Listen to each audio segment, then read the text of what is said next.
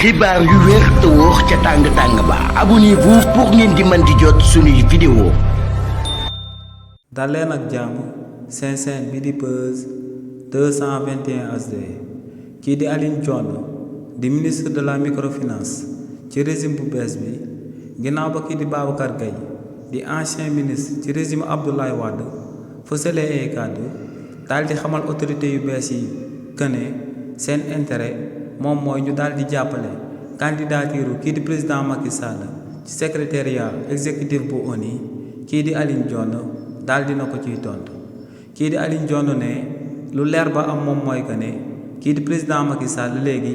ay stratégie la nekk di teg bokk ci ay lobbying ngir di jéem a defar image am au niveau international pour daal di am ay chance ngir daal di nekk secrétaire exécutif bu ONU waaye ne lu leer ba am moom mooy que ne kii di président Macky Sall dans les normes warta daal di nekk sax balekat wala fobayrekat ca biir ONU te ne li ni mel lu koy firndeel moom mooy que ne kookee di président Macky Sall ak président de la république lañ ko dénkoon ci réewu Sénégal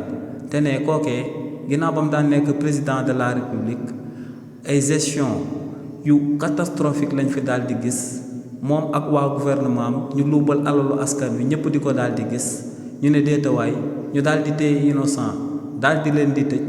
ñu foog ne foofu la président Macky Sall di yem ñu ne déetawaay mu daal di boom askanu réewu Sénégal ci lim bu takkoo takku nee nag ku mel noonee daal di am profil boobee ba ay plainte internationale daal di tegu sa ndodd ñu daal di koy yóbbu ca CPI ne da ngay daal di sonal sa bopp booy amal ay lobbying ngay teg ay stratégie waaye ne lu leer ba am moom mooy que ne du réewu Sénégal moom mooy porter candidature kii di président Macky Sall te ne tamit ONU dofuñu ndax balaa ñuy daal di jël sa candidature wala balaa ñu lay daal di tabb dinañ daal di examiner sa profil ba noppi te ne